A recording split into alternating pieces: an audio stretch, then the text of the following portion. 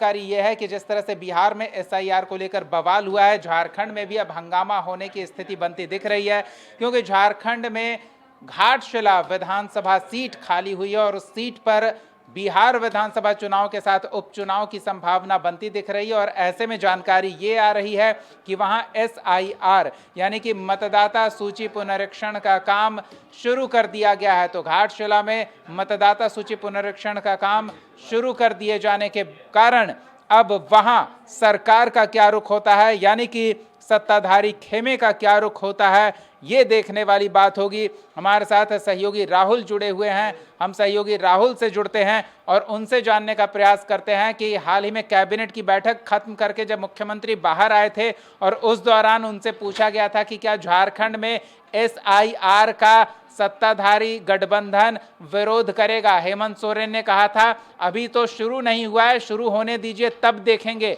तो राहुल, घाटशिला उपचुनाव से पहले एसआईआर की प्रक्रिया शुरू किए जाने की जानकारी मिल रही है, सियासत गरमाने वाली है झारखंड की, क्या लगता है? देखिए, कल जिस तरीके से निर्वाचन आयोग ने प्रेस कॉन्फ्रेंस किया और जानकारी दी कि घाटशिला में जो बाई इलेक्शन होने हैं उसको लेकर जो मतदाता पुनर्निरीक्षण का काम है वो किया जाएगा। जिन लोगों का नाम मतदाता सूची में नहीं जुड़ पाया है उन लोगों का नाम जोड़ा जाएगा। उसके साथ ही साथ जो 17 तारीख तक यानी 17 सितंबर तक 18 साल की आयु पूरा कर ले रहे हैं उनके नामों को उस वोटर लिस्ट में जोड़ा जाएगा और 25 तारीख तक ये पूरी प्रक्रिया चलेगी और 29 को एक नई वोटर लिस्ट जारी होगी। तो हम कह सकते हैं कि एक तरह से जो प्रक्रिया होती है उस प्रक्रिया की शुरुआत 17 तारीख से होगी। हालांकि अगर पूरे राज्य में एसआईआर की बात करें तो पूरे राज्य में एसआईआर के सवाल पर निर्वाचन आयोग ने साफ कहा है कि भारत निर्वाचन आयोग की ओर से जो निर्देश मिले थे एसआईआर को लेकर तैयारी करने के लिए वो तैयारियां हम लोगों ने पूरी कर ली है। राज्य में जब भारत निर्वाचन आयोग की ओर से आदेश आएगा उसके बाद राज्य में पूरे राज्य में एसआईआर की प्रक्रिया शुरू हो जाएगी। तो हम कह सकते हैं कि निर्वाचन आयोग की जो तैयारी है सिर्फ और सिर्फ घाटशिला उपचुनाव को लेकर घाटशिला विधानसभा क्षेत्र के लिए है। हालांकि पूरे राज्य में एसआईआर की अभी घोषणा निर्वाचन आयोग की ओर से नहीं की गई है। उसके लिए भारत निर्वाचन आयोग के निर्देशों का इंतजार कर रहा है झारखंड निर्वाचन आयोग।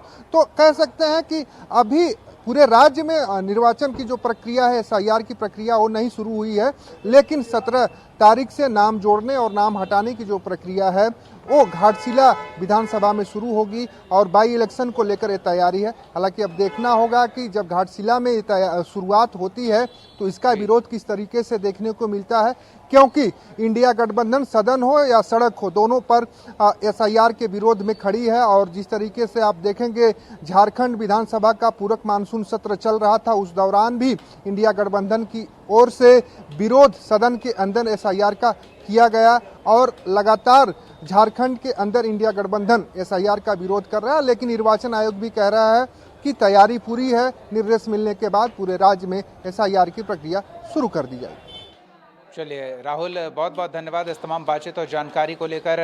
अब देखना दिलचस्प होगा कि झारखंड में सत्ताधारी गठबंधन यानी कि महागठबंधन जेएमएम, कांग्रेस और आरजेडी का गठबंधन एसआईआर को लेकर क्या रुख अपनाता है, क्योंकि अभी फिलहाल घाटशिला में होने वाले उपचुनाव को लेकर ही ये प्रक्रिया घाटशिला विधानसभा क्षेत्र में ही शुरू की जा रही है।